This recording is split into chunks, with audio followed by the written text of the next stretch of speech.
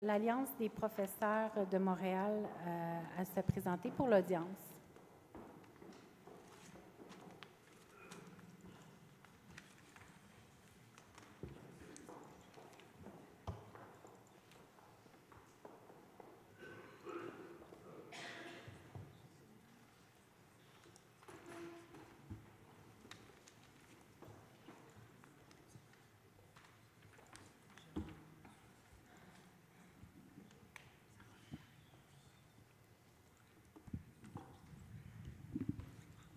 Madame la Présidente, Mesdames et Messieurs les commissaires, Monsieur le Directeur général, chers parents et chers collègues, je voudrais d'abord vous remercier de nous recevoir ce soir en audience sur le projet d'inclusion et des projets pilotes que vous souhaitez mettre en œuvre pour la prochaine rentrée scolaire.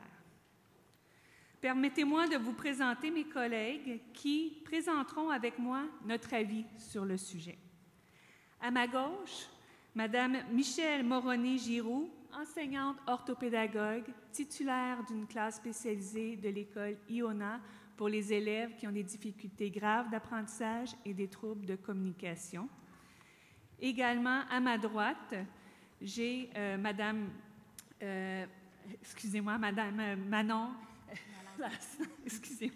Madame Manon Lalancette, titulaire d'une classe combinée 3e et 4e année de l'école Saint-Émile.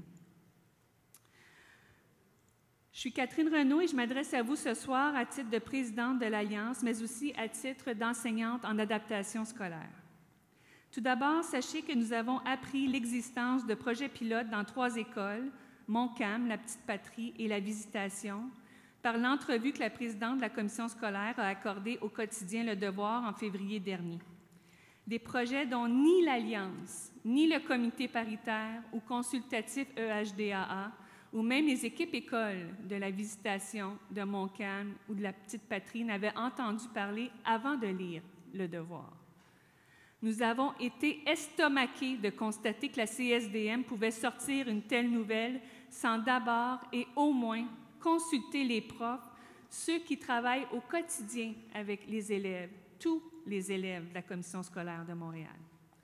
C'est donc avec une grande consternation et beaucoup de colère que nous avons appris que la CSDM envisageait d'inclure encore plus d'élèves en difficulté grave d'apprentissage qui ont d'abord été référés en classe spécialisée pour les diriger vers des classes ordinaires qui n'ont maintenant plus d'ordinaire que le nom.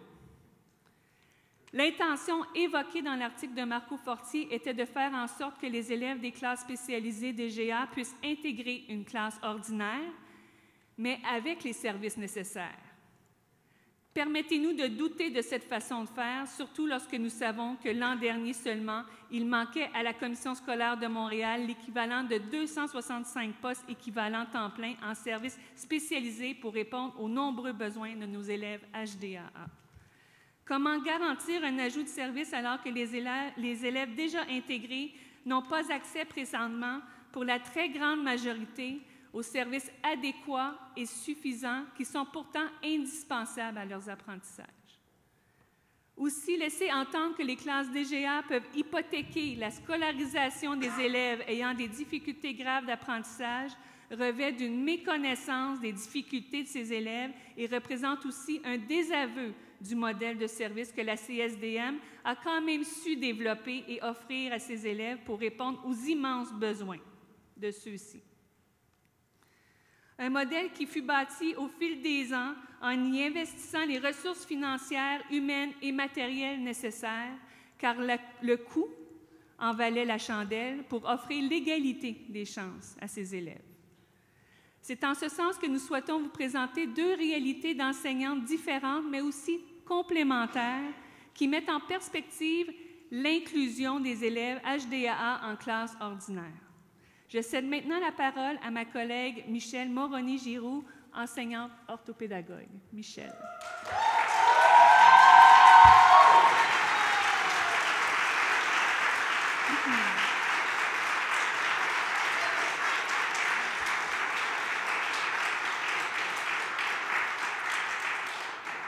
Mesdames et Messieurs les commissaires, je suis enseignante orthopédagogue depuis 8 ans, dont les 6 dernières années à la Commission scolaire de Montréal.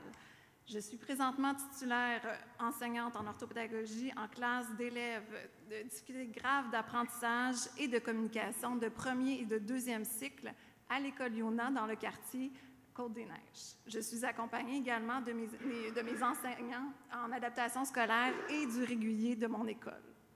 Ma classe est présentement composée de 9 élèves de 7 à 10 ans.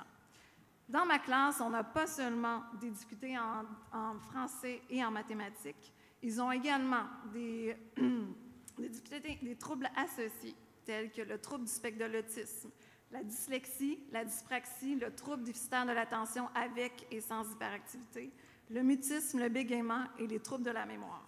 Ils ont tous des troubles de langage qui affectent toutes les sphères de leurs apprentissages. J'enseigne à mes élèves le même programme de formation qu'en classe ordinaire. Et par contre, ils sont à des niveaux multiples selon les matières enseignées. Par exemple, une de mes élèves est en 3e année en lecture, en 2e année en écriture, en mathématiques, en 3e année en sciences et éthique et culture religieuse et en univers social. Vous comprenez pourquoi on doit confier cette tâche à une enseignante orthopédagogue, car il faut bien être formé pour avoir une telle différenciation pédagogique avec chacun des élèves de classe spécialisée. Et le tout devient possible avec un nombre limité d'élèves. Pour soutenir l'enseignant dans cette pédagogie différenciée, il est primordial de travailler en concertation avec les orthophonistes, les travailleurs sociaux, les techniciens en éducation spécialisée, les psychoéducateurs et les autres ressources spécialisées. C'est tout qu'un travail d'équipe. La concertation de tous ces intervenants permet non seulement de répondre aux besoins des enfants, mais également de soutenir les parents dans l'accompagnement de leurs enfants. C'est la combinaison du ratio réduit, du titulaire orthopédagogue, du soutien constant des professionnels qui est vraiment la recette gagnante pour instruire ces élèves qui présentent des graves difficultés d'apprentissage, mais aussi pour faciliter leur socialisation, rehausser leur estime de soi et leur confiance en eux. Personnellement, je crois à l'intégration, mais avant d'intégrer en classe ordinaire, il faut s'assurer que toutes les conditions d'intégration soient réunies pour l'élève, que tous les services dont il a besoin soient disponibles, qu'il soit classé au niveau scolaire de son âge et qu'il ait les acquis de ce niveau. Donc, oui, c'est peu fréquent. Si je prenais les 9 élèves que j'ai cette année, je ne peux pas imaginer comment on pourrait les intégrer l'an prochain au bon niveau et avec tous les services dont ils ont besoin. Ils ne sont tout simplement pas rendus là. Ils sont intégrés cette année socialement dans les activités avec tous les élèves de l'école, à la récréation, au dîner, mais pour la classe ordinaire, les défis sont beaucoup trop grands. Tout comme moi, le projet d'inclusion à la CSDM inquiète beaucoup les enseignants. Il priverait des élèves de services dont ils ont grandement besoin. Les élèves méritent que l'on respecte leur rythme d'apprentissage.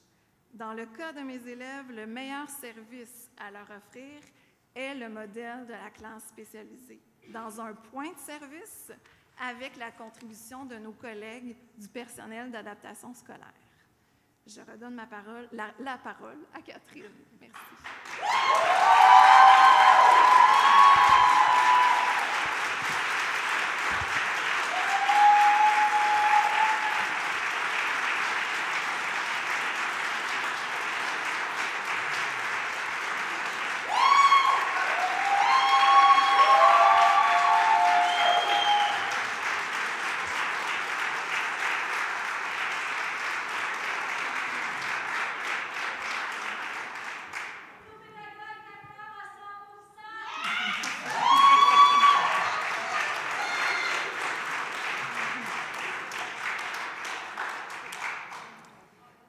Merci, Michel.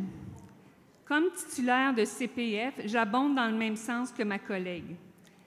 Effectivement, ces élèves qui ont eu des services très adaptés en classe spécialisée au primaire, qui ont eu une enseignante orthopédagogue comme titulaire dans un groupe à effectifs réduits, peuvent avoir les mêmes besoins rendus au secondaire.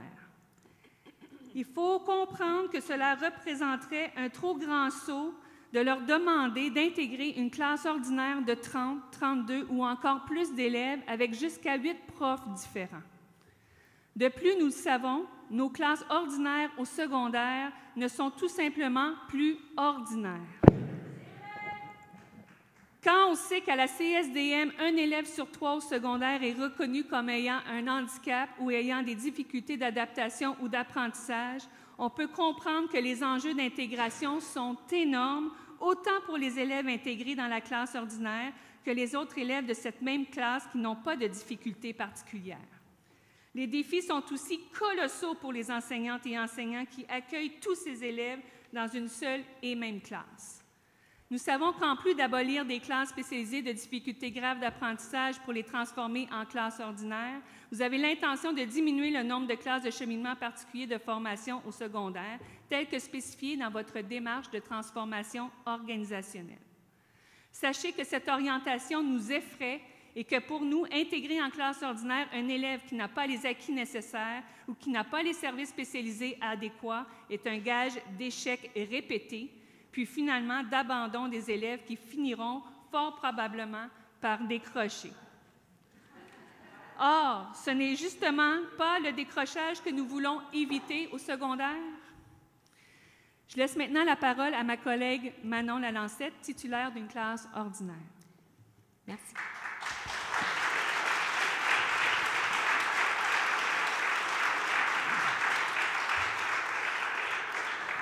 Merci, Catherine. Je me nomme Manon Lalancette, je suis titulaire depuis 17 ans à la CSDM et je travaille à l'École Saint-Émile comme enseignante d'une classe ordinaire combinée de 3e et 4e année depuis 11 ans. Je tiens d'abord à vous dire qu'enseigner dans une classe combinée représente un défi important en soi. Effectivement, je dois présenter 2 programmes de formation et rouler à 2 vitesses dans la classe car je dois souvent préparer 2 séries de travaux et d'évaluations. Ceci dit, je voudrais vous présenter le portrait de ma classe cette année. Il n'est pas un cas unique. Plusieurs de mes collègues ont des portraits semblables dans mon école, mais aussi dans d'autres écoles de la CSDM. Alors voici le mien. 11 de mes 22 élèves d'une classe combinée présentent des difficultés importantes liées possiblement à un handicap, des troubles associés ou des troubles de comportement. Pensez-vous vraiment que c'est une bonne idée d'intégrer 1 ou 2 élèves supplémentaires présentant des difficultés graves dans ma classe? Pour ma part, je n'y crois pas. De plus, je constate que les ressources spécialisées se font de plus en plus rares dans les écoles de quartier. Nous avons nous-mêmes subi des baisses de services en psychoéducation et en orthopédagogie année après année. Encore aujourd'hui, on nous annonçait que la psychoéducation passe de 2 jours à 1 journée pour l'an prochain et le service en orthopédagogie passe de 5 jours à 3 jours. Je ne suis pas contre l'intégration, mais elle ne doit pas se faire n'importe comment. Les services d'adaptation scolaire doivent être au rendez-vous pour soutenir l'intégration de ces élèves, mais aussi pour permettre aux élèves dits réguliers de progresser à leur rythme. Ces élèves ont droit à un enseignement de qualité, peu importe l'école de quartier qu'ils fréquentent. Maintenant, je redonne la parole à notre présidente.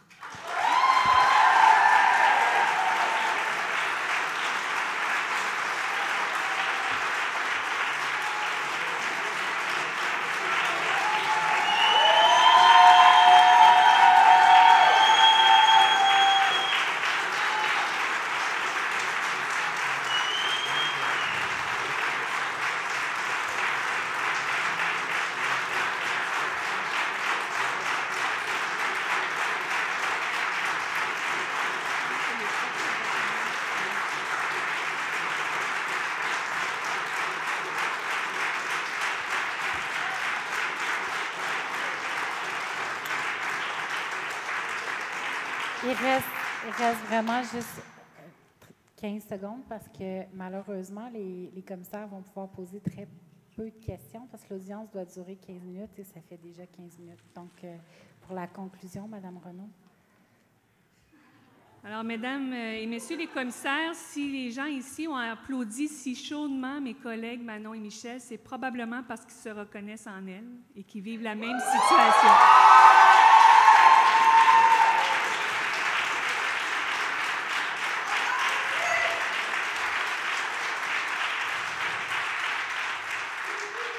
Ils sont des centaines, voire des milliers à vivre des situations semblables. Nous sommes inquiets. Pourquoi la CSDM, du jour au lendemain, décide-t-elle de renier les mérites de ces classes spécialisées? Nous avons été des mois, Madame la Présidente, à présenter les spécificités de nos élèves et leurs besoins particuliers auprès de députés de tous les partis politiques afin qu'ils reconnaissent à la CSDM un statut et un financement particuliers. Jamais il n'a été question de désavouer les classes DGA au primaire et les classes de CPF au secondaire. Au contraire, nous avons vanté l'expertise développée dans nos classes spécialisées. Jamais il n'a été question non plus d'abandonner nos élèves dits réguliers qui ont aussi droit à une qualité de service éducatif qui respecte leur rythme d'apprentissage. Sachez que la limite est atteinte. Les profs n'en peuvent plus. Elles et ils n'en peuvent plus de faire toujours plus avec toujours moins.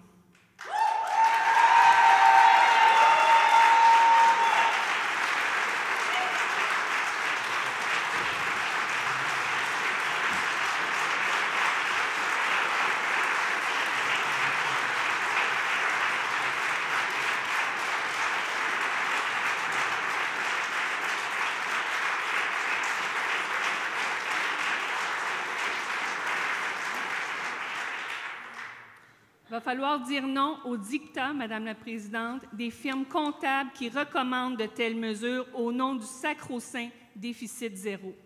Il va falloir faire comprendre au ministère de l'Éducation par tous les moyens possibles qu'il doit reconnaître les besoins spécifiques des élèves de la CSDM, car ce refus de reconnaissance pousse des centaines d'élèves vers le décrochage et peut-être autant à fuir vers l'école privée pour s'assurer de meilleures conditions d'apprentissage.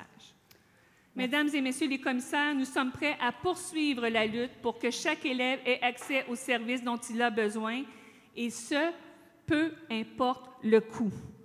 Que ce soit pour l'élève régulier, pour l'élève allophone, pour l'élève HDA en classe ordinaire qui a besoin de services, ou pour celui en classe ou en école spécialisée, au secteur des jeunes comme pour les centres d'éducation des adultes et de la formation professionnelle. Et vous, êtes-vous prêt à aller au-delà de ce que recommandent les différentes firmes comptables pour vous assurer que le meilleur service soit rendu à l'élève? On veut des services! De plus, imaginons tous les services que nous pourrions offrir si dans chacun des quartiers, on prévoyait un point de service pour répondre aux besoins des élèves HDAA. On pourrait ainsi faire une pierre deux coups, car cela permettrait également à la CSDM d'offrir de meilleures conditions de travail au personnel et ainsi créer un pouvoir de rétention des employés et d'attraction de nouveaux personnels en ce temps de pénurie généralisée. Mesdames et Messieurs les commissaires, nous avons tout intérêt à bonifier ce qui existe déjà, de soutenir l'expertise développée au fil des ans. Ne fermez pas des classes pour les élèves en difficulté grave d'apprentissage ou les élèves en cheminement particulier de formation ou n'importe quelle autre classe spécialisée. Elles sont efficaces, elles sont essentielles à nos élèves, elles sont nécessaires pour assurer l'égalité des chances. Battez-vous, les élèves et l'école publique de la CSDM méritent mieux.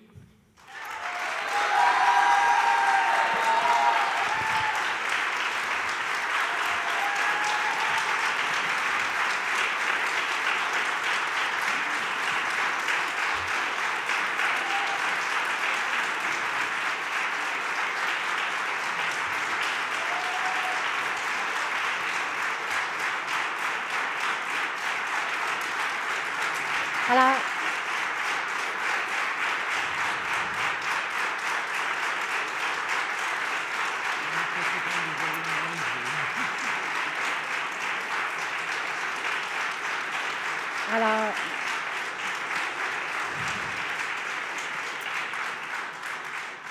merci à vous trois pour votre présentation. Alors, tout d'abord, mentionner qu'il est malheureux que les projets d'inclusion aient été vus sous cet angle, puisque dans l'article du Devoir, on parlait de 3 groupes, donc d'une trentaine d'élèves, suite à un forum sur l'inclusion qui a eu lieu en novembre dernier. Pour vous dire également que le Conseil des commissaires a toujours été en accord avec 3 types de services, l'intégration en classe régulière, les points de service dans différentes écoles de la CSDM et les écoles spécialisées pour nos élèves qui en ont besoin. et que nous ne remettons pas en question le fait qu'il puisse exister ces trois services différents, mais que nous voulons regarder ce qui est le mieux pour les élèves avec des besoins particuliers. Il n'y a pas de dictat de firme, il y a fondamentalement un travail des membres du Conseil des commissaires et de l'administration pour regarder auprès des différents établissements quels sont les meilleurs services à offrir à nos élèves, entre autres les élèves qui ont des difficultés graves d'apprentissage ou des élèves qui ont des difficultés d'apprentissage. Donc, nous ne sommes pas dans une volonté de fermer les classes massivement. Nous ne sommes pas dans un contexte de compression. Fort heureusement, un pas est fait par le gouvernement du Québec dans le budget québécois d'hier pour réinvestir, malheureusement pas à la hauteur des besoins de la Commission scolaire de Montréal. On parle de 1500 postes pour l'ensemble du Québec, donc pour la CSDM qui représente à peu près 10 du Québec. On peut penser, puis on le saura lors des règles budgétaires, parce qu'évidemment, c'est les détails qui sont importants dans ce genre de dossier-là. Mais on parle donc d'un ajout d'environ 150 postes pour venir soutenir nos enseignants et nos enseignantes. Effectivement, on a fait des analyses et on en a parlé dans nos 11 revendications communes sur le fait qu'il manquait au moins 250 postes dans nos établissements pour venir soutenir nos élèves. Et donc, évidemment, ça ne sera pas suffisant, mais disons que c'est un pas dans la bonne voie pour faire en sorte qu'on puisse encore mieux desservir nos élèves. Donc, nous avons une résolution à l'ordre du jour des commissaires parents un peu plus tard dans l'ordre du jour. Je vais reconnaître deux questions. Monsieur Georges?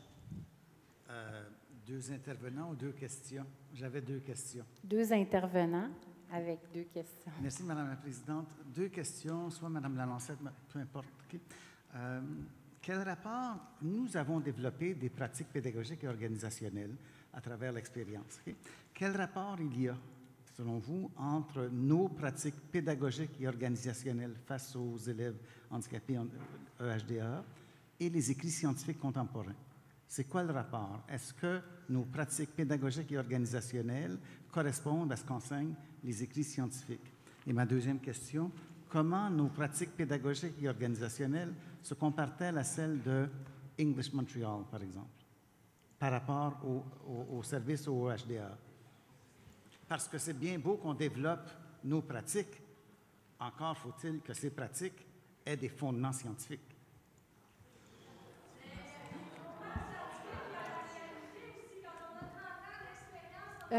À l'ordre, s'il vous plaît, je demanderai, la question est posée aux gens en audience, s'il vous plaît. On ne fera pas d'échange avec le public. Donc. Oui, il y a des recherches scientifiques. Les recherches scientifiques, ce serait de savoir en premier lieu si elles sont faites sur le terrain, hein, ou si c'est des grands penseurs qui ont des grandes idées, mais qui n'ont jamais mis les pieds dans une classe aussi. Est-ce que ces études scientifiques ont été faites à la Commission scolaire de Montréal en tenant compte des particularités de nos élèves aussi? Tu sais, il y a une réalité terrain, puis il y a une réalité théorique aussi.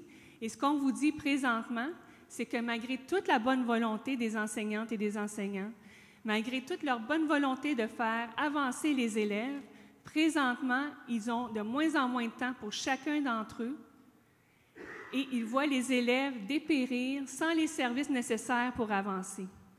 Et c'est pour ça qu'on vous dit que l'heure est critique. C'est très bien d'aller vers les études et tout ça, mais qu'est-ce qu'on fait concrètement, présentement, à la Commission scolaire de Montréal pour pallier à ça? Et quand on dit qu'il n'y en a pas de dictat, là, le plan de transformation organisationnelle a été fait en même temps qu'on a su qu'on avait des compressions à faire à la Commission scolaire de Montréal pour revenir à un retour à l'équilibre budgétaire. Donc, peut-être qu'on dit que ce n'est pas des constats, des dictats, des firmes comptables. On sait très bien que c'est beaucoup plus rentable, finalement, pour la commission scolaire d'intégrer des élèves en classe ordinaire que de financer des classes spécialisées à petits ratios. Alors,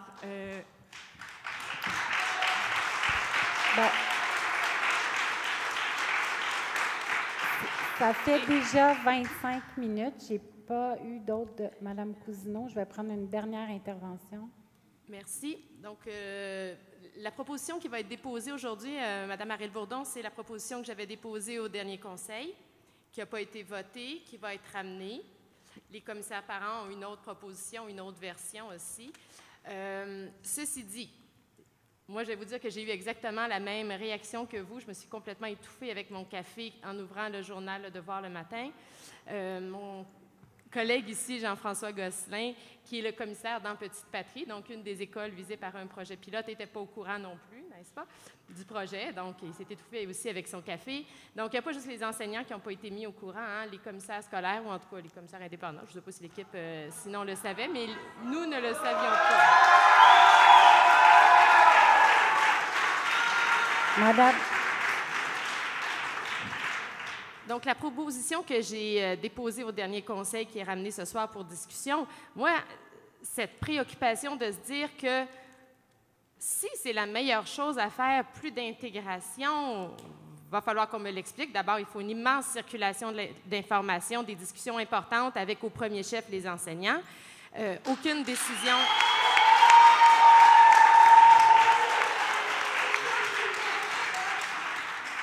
Absolument aucun top-down dans des discussions, dans des décisions de ce type-là. Les parents aussi ont été très inquiets quand l'expression projet pilote apparaît. C'est sûr que ça donne l'impression que c'est le début de quelque chose de plus important, de beaucoup plus majeur.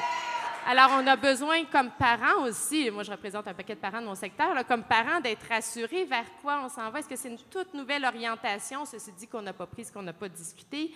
Et surtout, si on doit aller vers plus d'intégration, si c'est ce qu'on doit faire, que ce ne soit jamais au rabais, que ce soit toujours qu'on nous fasse la démonstration qu'il y aura que ce ne seront jamais des compressions déguisées, que les services seront au rendez-vous, qu'ils seront même bonifiés. C'est sûr que le contexte actuel est de finances serrées et de pénurie chez les enseignants et les professionnels fait qu'on se pose d'autant plus ces questions-là. Donc, pour ma part, je dis absolument pas non à plus d'intégration, mais il faut vraiment qu'on nous explique le projet, puis le contexte dans lequel se fait ce projet-là, puis qu'on ait des discussions, vraiment de l'information partagée. C'est ce qui avait été dit au forum. Je pense que vous y participiez aussi au forum à l'automne dernier.